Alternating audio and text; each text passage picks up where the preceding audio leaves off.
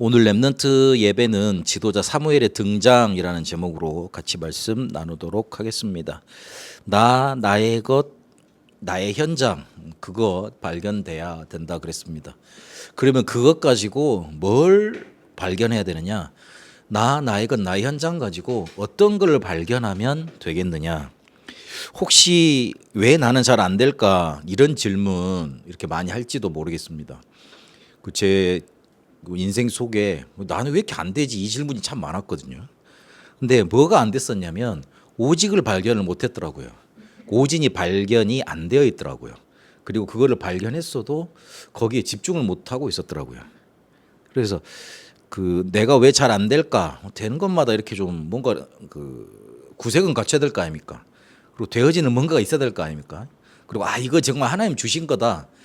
나를 이렇게 하나님 만드셨구나. 나를 이곳에 보내셨구나. 그건 좀 확인이 돼야 될 거 아닙니까? 근데 그게 어디에서 풀려지냐면 오직이라는 거에서 풀려지게 되어 있습니다. 발견이라는 뜻은 무슨 말이냐면 오직을 찾아라 그런 단어를 안 썼고 발견이라는 단어를 썼어요. 오직에는 와 있다는 말입니다. 이미 와 있습니다.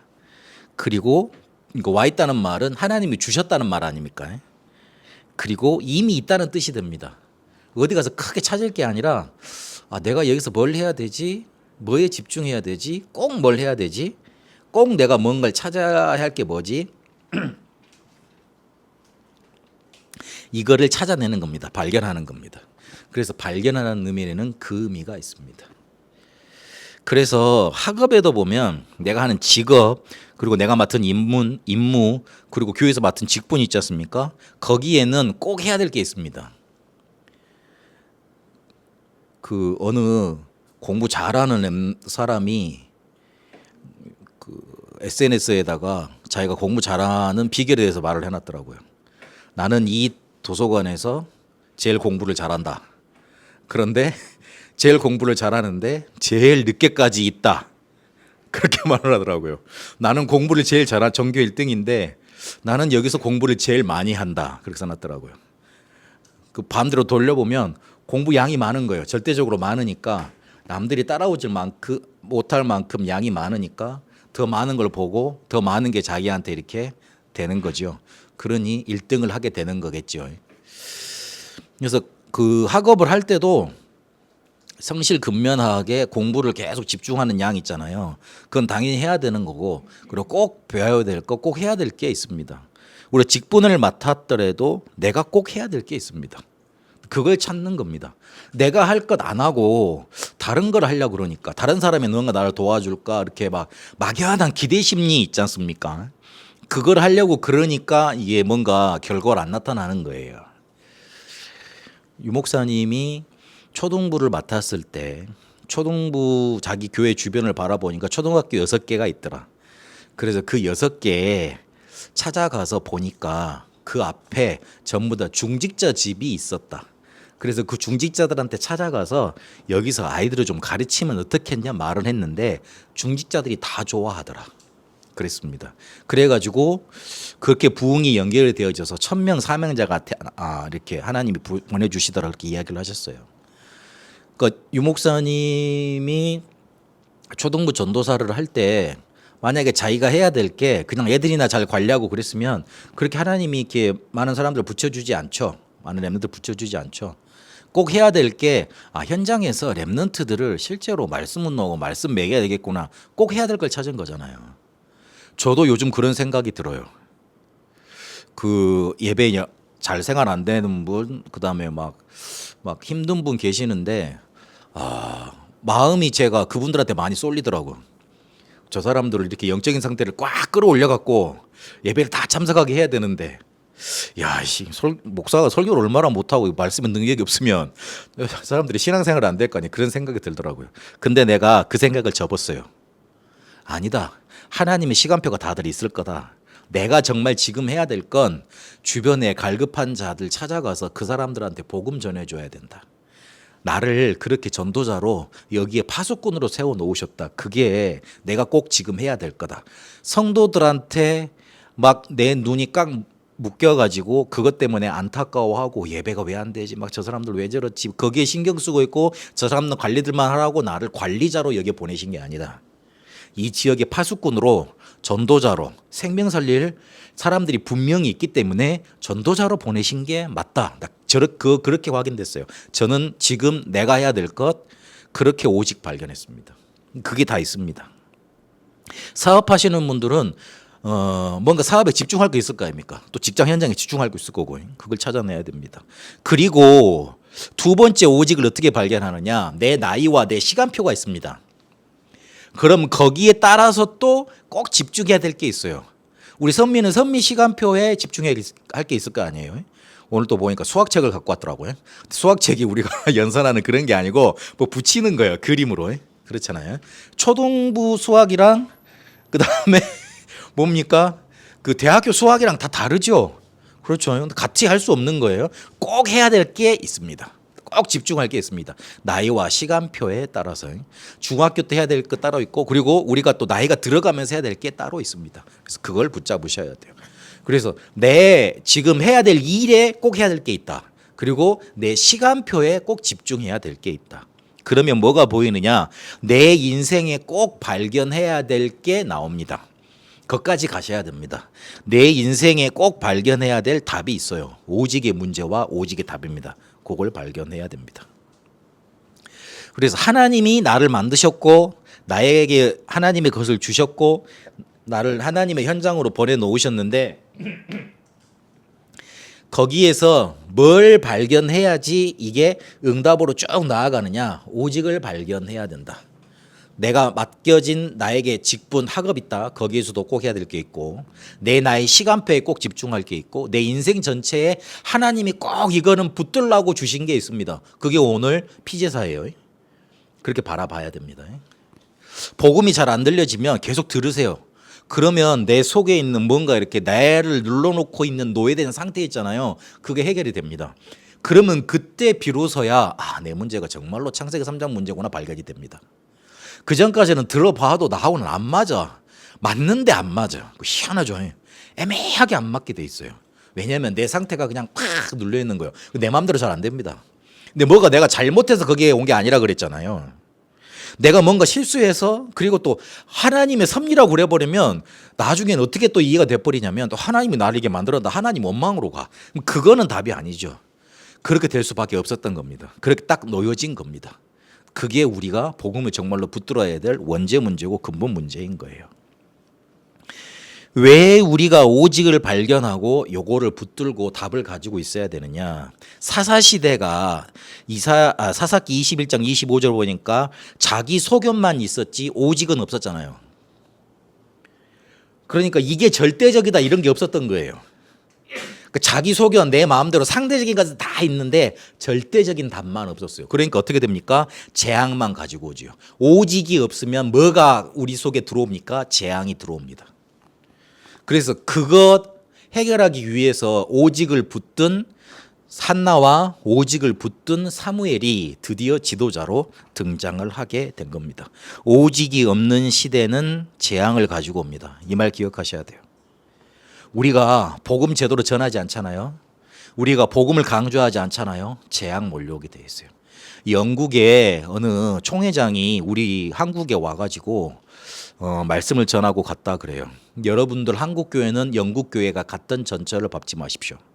영국 교회는 시대의 후대들이 교회에 안 오니까 시대와 협력해서 시대에 맞춰서 복음을 전하려고 복음을 희석시키고 복음을 변경시켰습니다. 그러면 사람들이 복음을 더 잘 받아들일 줄 알았습니다. 쉽게 말하고 그 상황 환경에 따라서 문화적으로 전하고 그러면 잘 받아들일 줄 알았습니다. 그런데 그게 아니었습니다. 그러니 오히려 더 시시하다고 더 떠났습니다. 여러분은 오직 복음만 하십시오. 오직 성경대로만 하십시오. 그러고 갔대요. 시사하는 바가 큽니다. 교회에 절대적인 답이 없는데 오직이 없는데 왜 오겠습니까?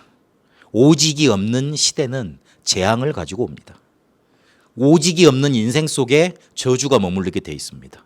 오직이 없는 내 업 속에 하나님의 축복은 임할 수가 없는 겁니다. 그래서 오직 붙든 시대, 오직 붙든 제사장, 오직 붙든 지도자가 나오게 됐습니다. 음소거 해주시면 돼요. 그러면 하나님은 어떤 기도에 응답하셨습니까? 사무엘상 1장 9절에서 11절까지 나실인 기도를 했는데 하나님이 그 기도에 응답하셨습니다. 이러면 이렇게 해석을 해요. 아, 내가 하나님께 모든 걸 다 드려야 되겠구나. 아, 그래서 해석을 해요. 아, 근데 조금 더 살펴봐야 됩니다. 한나가 문제 해결만을 위해서 기도했습니다. 문제가 뭐였죠? 애 못 낳는 거였잖아요. 그래서 애 낳게 해달라고 문제 해결만을 위해서 기도했습니다. 그러면 하나님이 꼭 들으실 필요가 없지 않습니까?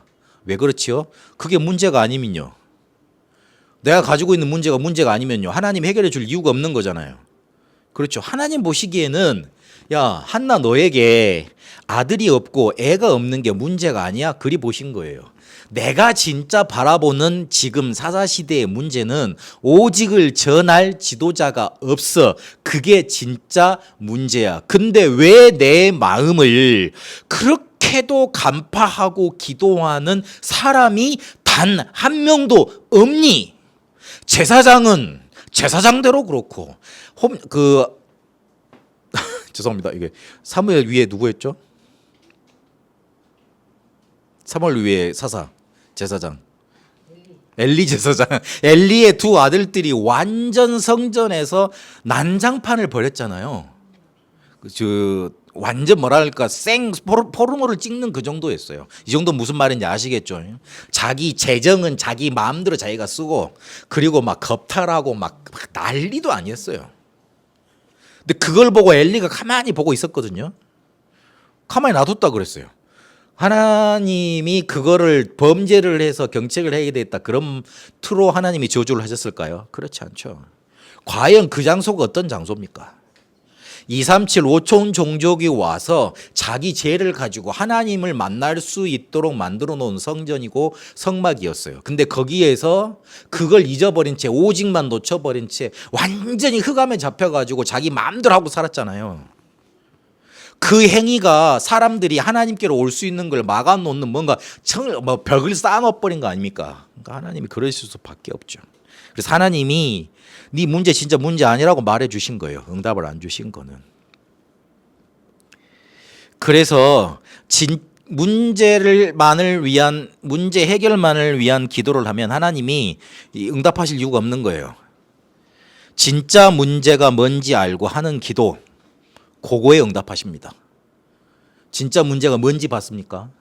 아, 이 시대에 아이가 없는 게 문제가 아니고 하나님의 소원을 들어줄 하나님께 드릴 사람이 없는 거구나. 자기 전 인생을 들여서 오직이라는 이걸 증거할 수 있는 사람이 없는 시대구나. 나는 그 나실인 그 사람을 키워야 되고 하나님께는 그런 사람이 필요하구나. 진짜 문제가 뭔지 알았습니다. 진짜 문제가 뭔지 아니? 뭐가 보입니까? 하나님의 계획이 보입니다. 무슨 말인지 이해되셨죠? 우리 제일 끝에 일부 예배, 오전 예배 제일 끝에 뭐라 그랬어요? 문제 해결 시스템은 뭐다? 문제 그냥 놔둬라. 하나님의 해결책이 답으로 역사하도록 계속 기도해라. 그런 의미입니다. 그러면 무엇부터 렘넌트는 가져야 됩니까? 사무엘상 3장 1절에서 19절까지 언약궤 곁에 누웠다 그랬습니다. 사무엘이 영적인 서밋부터 됐습니다. 1절에 3절까지 보니까 엘리는 자기 처소에 있고 그리고 그 어린 사무엘은 언약궤 곁에 있었습니다. 기도했다는 거예요. 어린아이가 기도했고 성막을 향한 언약궤를 향한 간절한 뭔가가 있었던 거예요. 아니 그거는 우리가 만들어낼 수 있는 감정이 아니잖아요. 그렇잖아요.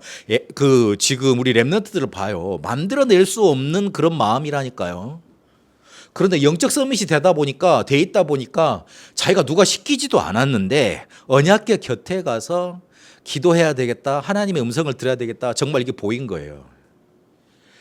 아니 그 어린 사무엘이 그 홈리 비느하스 엘리가 하는 일들을 뭘 알았겠냐고요. 다 봤겠죠. 소문으로 다 들었겠죠. 수군수군 되는 소리 들었겠죠. 그러면 그 조그만 그 10년 가진 애가 조그만 아이가 상처 안 받았겠어요? 근데 상처 받은 티가 납니까? 낙심하지 않고 언약궤 곁에 서서 언약궤 옆에서 자면서 뭐 했겠어요? 기도했겠죠. 하나님, 우리 부목사님들 보니까 개판인 것 같아요. 좀 심하네요. 이거 어떻게 해야 돼요, 하나님? 나는 하나님이 좋은데, 나는 이 복음이 좋은데 이거 어떻게 해야 돼요, 하나님? 하나님, 저 사람들 불쌍히 여겨주세요. 저 사람들이 알고 저러면 안 되잖아요. 우리 부목사님들 제대로 해야 되잖아요. 그렇게 기도를 안 했을까 싶네. 내 생각인데. 안 그렇겠어요?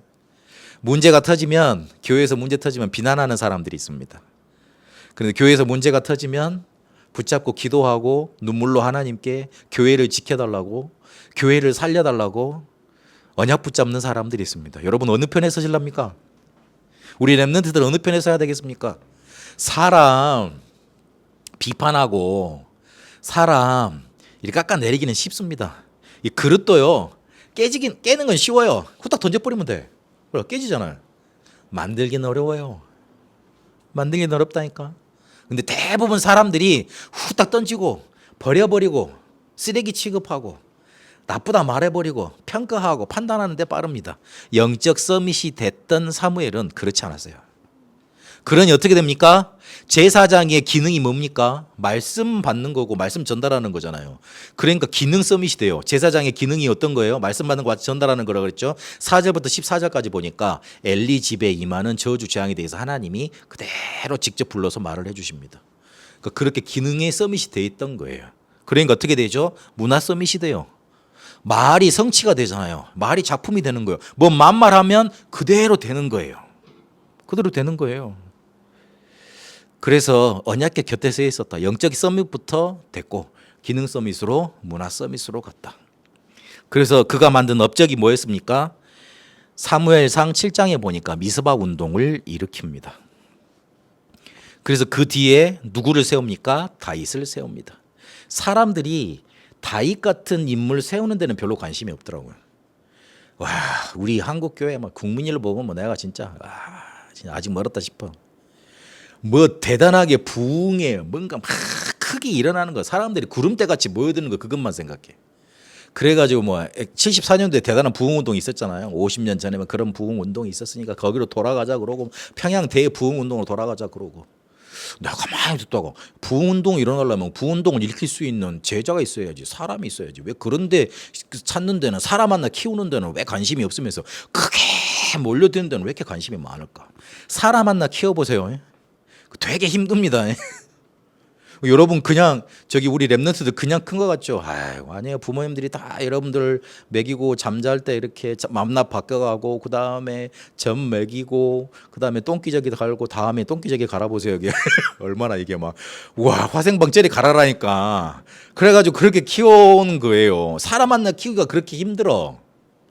그러니까 막 사람들이 와서 헌금하고 막 새 불리고 막 대단하고 막 욱작북작하고 그런 건 좋아하는데, 한 사람 찾아가서 그 사람 문제 해결해주고, 그 사람 문제 해결해주고, 그 사람한테 답 주고, 그 사람 치유해주고, 그 사람 서밋으로 만드는 거, 거기에는 관심이 없어요.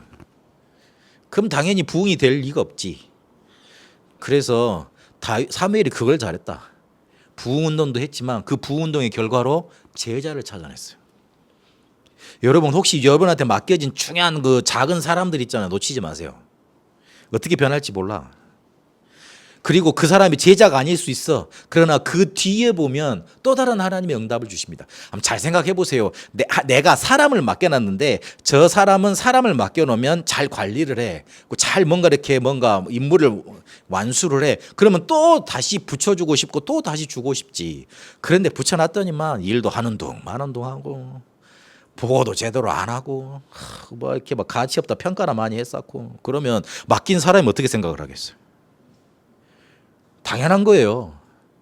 우리 교회에 찾아오는 조그만 랩런트들, 혹시 좀 이게 손이 많이 가는 랩런트들 괜찮아요? 괜찮아요. 쟤들이 나중에 커서 어떻게 될지 몰라요.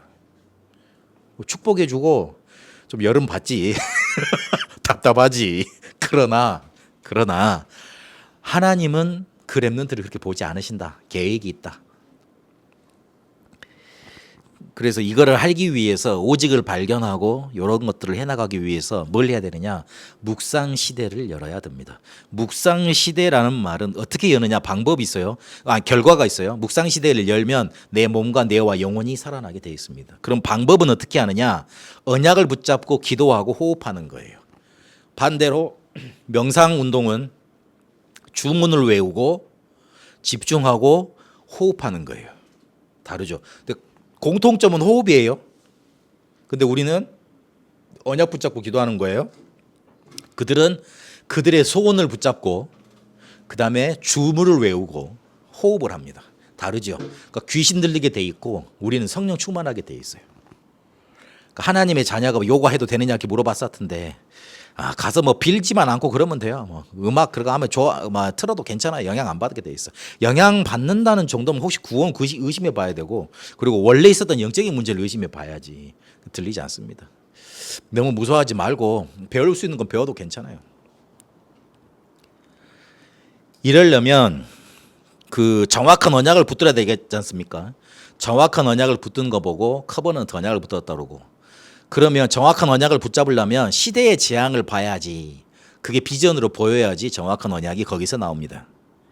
이럴 때 정확한 미션이 붙잡아져서 그게 24대는 드림으로 가고 이러면 하나님의 능력으로 뭔가 일이 되어져요. 그러면 일곱 망대 여정 이정표가 내 삶의 작품으로 나타납니다. 프랙티스. 그 커버넌트 CBDIP가 묵상 시대를 통해 내게 응답으로 오게 되어 있습니다.